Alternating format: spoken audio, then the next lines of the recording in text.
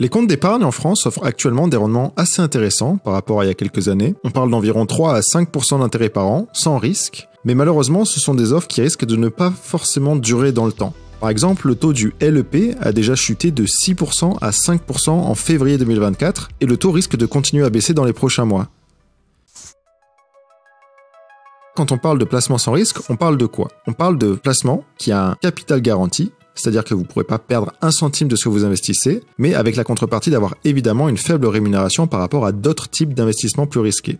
Je répète dans quasiment toutes mes vidéos, mais la règle la plus importante en investissement, c'est que le rendement est égal au risque. Pas de risque, pas de rendement, ou alors très peu. Et il existe d'ailleurs pas une tonne de possibilités qui permettent un investissement sans risque. Il y a en gros 2 catégories. Les plus populaires, les plus connus sont les livrets réglementés par l'État. J'en ai sélectionné 4 pour ce comparatif, le LEP, le livret jeune, le livret A et le LDDS. Et la particularité de ces livrets, c'est que vous pouvez en avoir qu'un seul par personne. Mais on a aussi d'autres produits qui permettent un investissement sans risque. J'en ai sélectionné 4 aussi, le compte à terme, le CAT, le plan d'épargne logement, le PEL, l'assurance vie en fonds euros et les comptes rémunérés, qui est encore assez peu connu du grand public. Et donc, sans perdre plus de temps, voici le tableau comparatif des meilleurs placements sans risque actuellement, d'après moi. Donc sur les 4 premières lignes, on a les livrets réglementés par l'État, et sur les 3 dernières lignes, les autres produits, et j'ai pas pris en compte les comptes rémunérés pour le moment, car il existe énormément d'offres, donc c'est assez difficile de faire un résumé complet sur un petit tableau, mais ne vous en faites pas, j'en parle plus tard dans la vidéo. Pour chacun des produits, on va du coup analyser 5 facteurs qui sont le plafond, donc combien vous pouvez investir au maximum en utilisant ces comptes, le taux d'intérêt, combien vous pouvez toucher par an, la durée du placement, parce que des fois il y a des limites de temps, de combien de temps vous pouvez investir, la disponibilité, donc ça c'est pour voir si vous avez la possibilité de retirer votre argent à tout moment ou pas. Puis en plus de ces 5 facteurs, je donnerai aussi mon avis perso ainsi qu'un commentaire général sur le type de placement. Et donc, le premier support pour placer de l'argent, c'est le LEP, le livret d'épargne populaire. Parmi les 4 livrets réglementés, le livret d'épargne populaire est de loin le meilleur placement sans risque. C'est un placement qui permet de mettre jusqu'à 10 000 € pour un taux d'intérêt de 5% net d'impôt. La disponibilité des fonds est immédiate, donc si vous voulez prendre l'argent de votre LEP, c'est aussi simple que de le faire sur un livret A. Donc évidemment, mon avis personnel sur le LEP, c'est vraiment l'enveloppe la plus intéressante pour placer sans risque. Il n'y a vraiment pas d'équivalent, aucun débat là-dessus. Si jamais vous êtes éligible au LEP, je vous conseillerais de prioriser cette enveloppe-là. Et pour pouvoir profiter d'un LEP, il faut pas dépasser un certain plafond de revenus que je vais vous mettre à l'écran. Pour être à jour sur le plafond qui permet d'investir en LEP, il faut aller sur le site du service public, servicepublic.fr, je vous mets le lien en description, pour avoir tous les détails sur le LEP, sachant que les choses changent. Jusqu'à il y a encore quelques mois d'ailleurs, le taux d'intérêt était de 6% net, il a baissé à 5%, donc il se peut que les conditions changent. Si jamais vous avez des petits revenus et que vous pensez être éligible au LEP, je vous conseille d'aller sur le site pour vérifier que vous êtes bien éligible. Les conditions pour pouvoir ouvrir un LEP sont précisées ici, d'une année sur l'autre ça peut changer. Le deuxième livret, c'est peut-être le plus connu, c'est le livret A, le livret classique, qui lui offre un taux d'intérêt de 3% net par an, avec un plafond de 22 950 €. C'est évidemment une bonne option pour avoir une épargne de précaution. Si vous avez l'équivalent de 3 mois de dépenses disponibles sur le livret A, vous êtes pas mal. Il y a assez peu de chances que vous ayez besoin de plus d'argent d'un coup. Et le troisième livret dont je vais parler, c'est le LDDS, qui a en fait les mêmes caractéristiques que le livret A, mais avec un plafond moins élevé. Et donc mon avis sur ce livret, c'est que c'est en fait une extension du livret A. Donc si jamais vous ne voulez pas forcément blinder votre livret A, aucun intérêt d'ouvrir un LDDS. Mais si jamais vous voulez absolument garder une bonne partie de votre épargne sous forme liquide, je sais pas pour un projet court terme, et que le livret A n'est pas assez, vous pouvez toujours le mettre sur le LDDS. Ça fait un bon complément d'épargne après avoir maximisé le livret A et le LEP si jamais vous êtes éligible. Et le dernier livret, en dessous, c'est le livret jeune, qui a un plafond beaucoup moins élevé que les 2 autres livrets, il est à 1 600 €, qui permet un taux d'intérêt qui est forcément au moins égal au livret A, donc 3% net. Certaines banques peuvent proposer un peu plus, mais c'est souvent pas énormément plus. Et là, par contre, le problème de ce livret, c'est que, comme son nom l'indique, c'est le livret jeune. Une fois que vous avez plus de 25 ans, vous ne pouvez plus ouvrir de livret jeune. Et si vous avez un livret jeune, il est forcément clôturé à ce moment-là. Donc mon avis personnel sur ce livret, c'est que, comme le livret A et le LDDS, c'est bien pour une épargne de précaution, en complément d'épargne après le livret A, si jamais votre livret A et votre LDDS est complet et que vous voulez absolument maximiser chacun des livrets pour pouvoir avoir tout cet argent disponible pour le court terme, et vous pouvez le mettre sur un livret jeune si vous avez moins de 25 ans. Donc ça, c'est tout ce qui est placement sans risque classique, les livrets qui sont réglementés par l'État et que vous connaissez sûrement. Et on a ensuite dans notre tableau les 3 placements qui ont des caractéristiques beaucoup plus différentes. En fait, les assurances vie en fonds euros sont des placements financiers sans risque qui permettent d'investir son argent sans aucun plafond. Vous pouvez mettre plusieurs millions d'euros dans une assurance vie si vous le voulez. Et la fiscalité, là vous êtes imposé, c'est-à-dire que vous allez devoir payer des impôts sur les plus-values que vous allez faire. Comme vous pouvez le voir, le taux d'intérêt qu'offre une assurance vie peut varier du simple au triple, entre 1% et 3% actuellement, au moment où je fais la vidéo. Et la raison, c'est qu'en fait, vous allez devoir bien choisir chez qui vous allez ouvrir une assurance vie et sur quel fonds euros vous voulez mettre votre argent. Donc là, c'est pas l'idée de la vidéo d'aller en détail, mais si vous êtes intéressé pour mieux comprendre comment ce support marche, je vous invite à regarder ma vidéo comparative sur les meilleures assurances vie, que je vous mets en haut à droite de cette vidéo. Et je vous mets également un lien d'affiliation vers l'assurance vie Linksea, qui est celle que j'utilise et que je recommande à titre personnel. Parce qu'en ouvrant un compte chez eux avec mon lien, vous pouvez bénéficier d'un petit cadeau de bienvenue. On a ensuite les CAT, les comptes à terme, qui sont également des placements sans risque, qui marchent de manière un peu différente des autres produits, parce qu'à l'ouverture, vous allez vous engager sur une durée de placement. Et en fait, ça, c'est à la fois un avantage et une contrainte en même temps, car si on retire de l'argent avant le terme prévu du contrat, le CAT est fermé et il y a une pénalité sur le rendement, mais inversement, en ouvrant un compte à terme, le taux du CAT restera figé jusqu'à ce qu'il arrive à son terme. Et là, ça peut être super intéressant, parce que comme je le disais juste avant, le LEP, le taux peut varier, le livret A aussi d'ailleurs, alors qu'en fait, le taux du compte à terme, si jamais vous en ouvrez un maintenant, vous allez le figer.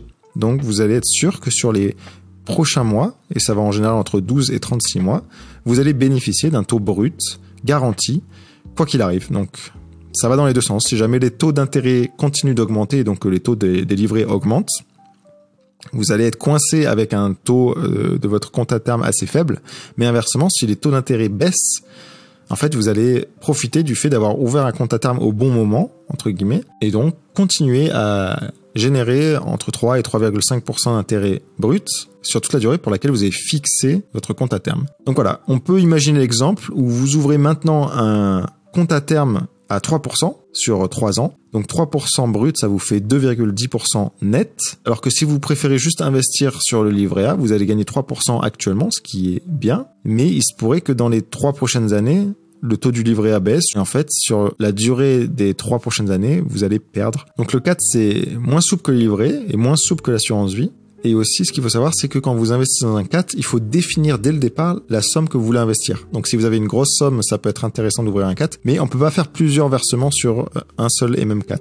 Et les comptes à terme, c'est pareil que les assurances vie, il y en a plusieurs disponibles, et il y en a 2 qui sont très intéressants à mes yeux, que je détaillerai un peu plus tard dans cette vidéo. Et donc, mon avis personnel, si jamais vous avez un horizon d'investissement fixe, donc on va dire dans 3 ans, vous êtes sûr de devoir faire un apport pour un projet immobilier, par exemple, ça peut vraiment valoir le coup d'ouvrir un CAT pour figer en fait le taux d'intérêt. Même si le taux des livrets baisse avec le temps, vous bénéficiez d'un taux qui a été fixé et donc vous êtes sûr de combien vous allez avoir au bout de 3 ans pour votre projet immobilier. Donc c'est vraiment intéressant à mes yeux. Et d'ailleurs, en parlant d'immobilier, il y a justement une enveloppe qui existe, qui est dédiée à ça, qui est le PEL, le plan d'épargne logement. Et donc, on pourrait se dire que c'est pas mal aussi pour pouvoir investir pour les projets immobiliers. Ça a longtemps été le placement favori pour préparer un projet immobilier tout en épargnant. Mais depuis le début des années 2000, les règles du jeu ont un peu changé. Il y a depuis plusieurs années pas mal de contraintes supplémentaires. Déjà, le taux d'intérêt est pas forcément très intéressant. Il est à 2,25% brut, donc c'est moins élevé qu'un compte à terme. Et puis, il y a aussi des contraintes, donc il faut par exemple verser tous les mois une somme. Donc il faut verser tous les mois au moins 45 € par mois. Si jamais vous faites un retrait, ça entraîne sa clôture. Vous pouvez le garder que 10 ans. Donc il y a plein de contraintes. Franchement, c'est le placement le plus contraignant de la liste, le moins bien rémunéré, encore moins bien qu'un livret A, et moins bien que les fonds euros en assurance vie ou que les comptes à terme. C'est donc passez à votre chemin, le PEL est clairement parmi les pires placements sans risque que vous pouvez faire. Il existe aussi le CEL, le compte d'épargne logement, qui est un peu dans la même veine. C'est pas intéressant non plus comme type de placement. Le CEL, le PEL, passez à votre chemin. Voilà. Donc là, je vous conseille de faire pause. Vous avez une bonne vue des différents placements sans risque. Et maintenant, je pense que ça peut être intéressant de juste faire un point sur les points forts et les points faibles de chacun de ces placements. Donc, pour commencer, le LEP, le meilleur placement sans risque. Taux d'intérêt élevé, exonération fiscale, liquidité immédiate. C'est vraiment le meilleur placement sans risque pour les petits revenus. Le point faible, c'est que c'est assez limité pour être éligible. Et aussi, le plafond est relativement bas. 10 000 € au total, c'est bien, mais c'est pas non plus énorme, surtout si on a un projet derrière où on a beaucoup de liquidités à placer sans risque. Ensuite, on a le livret A. le plus connu. Donc livret très intéressant avec liquidité immédiate. Vous pouvez vraiment faire un transfert de votre livret à votre compte courant dans la journée. Vous êtes exonéré de ce que vous gagnez dessus. Et c'est vraiment l'idéal pour l'épargne de précaution. Donc moi, à titre personnel, j'aime bien mettre à peu près 3 mois de dépenses sur mon livret A pour être sûr que si jamais quelque chose arrive, si la voiture tombe en panne, si jamais il faut que je paye mes impôts en retard ou quoi que ce soit, j'ai cette enveloppe-là qui permet de gérer ça. Dans les points faibles du livret A, il y a le plafond limité. Donc si jamais vous voulez vraiment placer des grosses sommes, le livret A sera assez vite limité. Et le taux d'intérêt est inférieur à l'inflation. Donc ça, c'est un point, je vais pas forcément revenir dessus parce que c'est une évidence. Vous prenez pas de risque, donc forcément, tous les taux d'intérêt de tous les placements seront inférieurs à l'inflation. Mais du coup, sachez que si vous mettez votre argent dans un livret A, vous n'allez pas forcément vous enrichir. Pour le LDDS, c'est les mêmes commentaires que pour le livret A. Liquidité immédiate, exonération fiscale. C'est un complément utile au livret A. Le livret jeune, le taux d'intérêt, s'il est le même que le livret A et le LDDS, c'est pas forcément très intéressant d'en ouvrir un, mais parfois, sur certaines banques qui proposent des taux qui sont peut-être un peu plus élevés que 3%. Dans ces cas-là, spécifiquement, ça peut valoir le coup, et puis ça peut être intéressant pour des petites épargnes. Et dans les points faibles, on a un plafond qui est extrêmement limité, 1600 €, et après 25 ans, c'est plus accessible. Donc le livret jeune, j'aurais tendance à dire passez votre chemin si jamais vous avez pas de livret A ni de LDDS. Pour l'assurance vie, pour moi les points forts, c'est que vous allez du coup diversifier votre épargne sur une autre enveloppe. Il y a plein d'avantages à l'assurance vie, j'ai fait une vidéo complète là-dessus, donc je vais pas revenir dessus. Pour les points faibles, c'est que le rendement de l'assurance vie en fonds euros est variable et il est soumis aux prélèvements sociaux, donc vous allez devoir payer des taxes sur la somme que vous gagnez. Et l'assurance vie peut contenir des frais, donc il faut faire très attention où est-ce que vous ouvrez une assurance vie, et évidemment, il faut privilégier les assurances vie où vous avez des frais les moins élevés. Pour ce qui est du compte à terme, c'est une super solution pour pouvoir avoir un rendement fixe, pour pouvoir fixer le taux d'intérêt. Donc vous êtes garanti en ouvrant un compte à terme d'avoir un taux d'intérêt qui est potentiellement élevé pour les 3 prochaines années à rendement fixe. Si jamais les taux baissent dans les prochains mois ou dans les prochaines années, grâce au compte à terme, vous allez pouvoir figer tout ça. Et dans les points faibles du CAT, malheureusement, c'est que en fait, vous allez devoir investir une seule grosse somme et vous ne pourrez pas ni rajouter de l'argent ni retirer de l'argent du CAT. Donc il y a un manque de liquidité. Si jamais vous placez dans votre CAT, il faut être sûr de votre coût, il faut être sûr de ne pas avoir besoin de l'argent dans les prochains mois. Et donc ça nécessite une immobilisation du capital. Il faut vraiment se dire que l'argent que vous mettez dans un CAT n'est plus disponible pendant la période pendant laquelle le CAT vous signe le contrat. Et vous allez le retrouver avec les intérêts une fois que le compte arrive à terme. Le PEL, je ne vais pas m'éterniser là-dessus, dans les points forts, j'en ai trouvé un seul, c'est que dans certains cas, il y a la possibilité d'avoir des prêts immobiliers à taux avantageux si vous ouvrez un PEL. Donc c'est des fois des banques qui poussent pour ouvrir un PEL chez eux, pour vous permettre d'avoir un prêt immobilier à des taux avantageux. Souvent, ça vaut pas le coup. Et dans les points faibles, le rendement est très faible pour les nouveaux contrats. Et vous avez des pénalités en cas de clôture anticipée et les fonds sont bloqués. Donc c'est PEL, je vais pas m'éterniser là-dessus, ça vaut pas le coup. Voilà, donc on a une image globale pour moi des points forts et des points faibles de chacun de ces placements sans risque.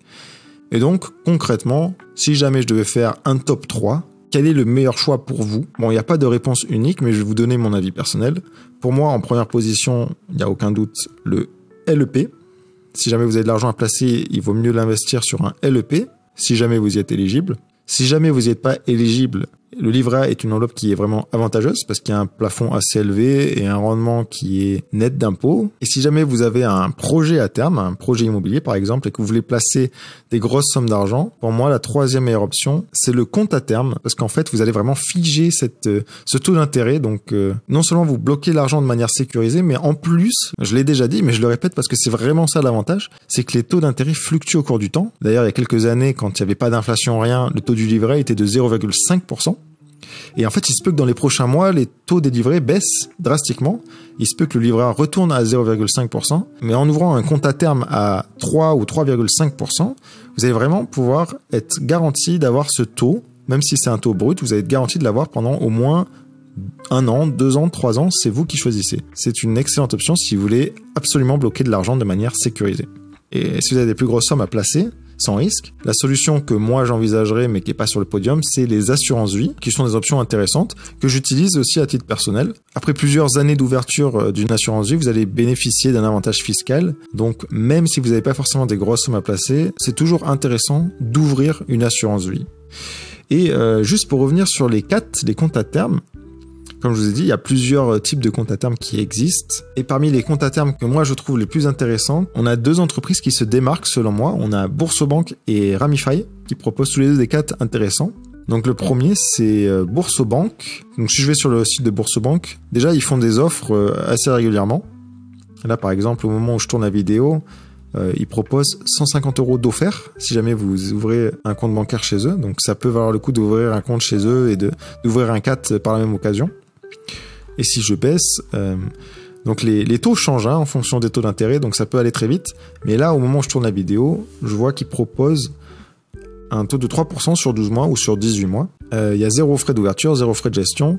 Et en dessous, vous avez un petit simulateur qui est pas mal. Vous pouvez choisir combien vous voulez verser. Donc on va dire dans notre cas, on a une grosse somme à placer, on a 50 000 € à placer pour un projet immobilier.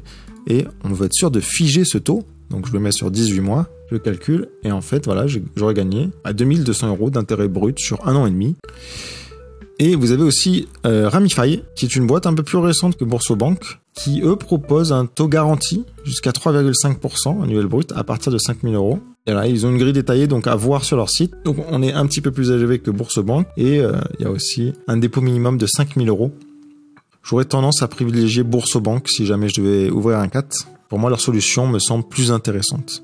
Et j'oublie pas non plus, un peu plus tôt dans la vidéo, au tout début d'ailleurs, je vous ai parlé aussi des comptes rémunérés. En fait, ça fait plusieurs mois qu'on a plusieurs banques qui essayent d'attirer des nouveaux clients et donc ils proposent une rémunération si vous laissez votre argent sur leur compte. On a N26, Trading 212, Calable Capital, Trade Republic, Boursobank et Revolut. Ils proposent des rémunérations qui peuvent aller de 1,27% brut à 4,2% brut par an. Donc pareil, ce sont des taux qui sont pas forcément garantis dans le temps. Il se peut que vous ouvriez un compte chez eux et qu'au bout de 1 mois, en fait, ils baissent leurs offres ou ils annulent complètement. Donc à prendre un peu avec des pincettes. Mais c'est des alternatives nouvelles et intéressantes. Surtout, c'est intéressant par rapport aux banques traditionnelles où en fait vous laissez votre argent, non seulement vous gagnez rien dessus, mais en plus vous devez payer des frais, ça n'a aucun sens. Là, vous laissez votre argent, la banque gagne de l'argent quand vous laissez de l'argent sur leur compte, donc au moins là ils sont transparents et ils vous redonnent une partie ou la totalité de l'argent qu'ils gagnent grâce à l'argent que vous laissez. Donc voilà, pour moi c'est des alternatives nouvelles et très intéressantes. Malheureusement il existe beaucoup d'offres de ce type et il y a beaucoup de petits points à prendre en compte, donc ça va être vraiment compliqué de tout détailler dans cette vidéo. Il faudrait une vidéo à part entière pour vraiment voir les détails, donc si jamais vous êtes intéressé, dites-le moi en commentaire et ça fera l'objet de la prochaine vidéo. Et d'ailleurs, en parlant de commentaires, si vous êtes encore là, c'est que la vidéo vous a été utile. Merci de me suivre, ça fait un moment que j'ai pas sorti de vidéo, alors n'hésitez pas non plus à me laisser un petit pouce en l'air et un petit commentaire. J'espère que vous y voyez plus clair sur les différentes options pour pouvoir placer son argent sans risque. Voilà, j'espère rentrer dans les détails forcément sur l'inflation, sur la bourse, tout ça. Il y a évidemment beaucoup de placements qui permettent de gagner plus que ce genre de taux d'intérêt en moyenne, mais ce sont des placements qui sont risqués. Là, tout ce que j'ai présenté, ce sont des placements où vous êtes sûr de ne pas perdre votre argent. Comme toujours, si jamais mon contenu vous intéresse, vous pouvez toujours me suivre sur Instagram. Et si vous êtes intéressé pour ouvrir un compte, que ce soit un compte à terme ou une assurance vie ou un compte en banque, n'hésitez pas à regarder en description de cette vidéo. J'ai des liens d'affiliation et vous pouvez souvent profiter d'un bonus si jamais vous utilisez ces liens pour ouvrir des comptes et vous soutenez également la chaîne en faisant ça. Voilà, j'espère que ce comparatif vous a été utile et je vous dis à la prochaine. Ciao.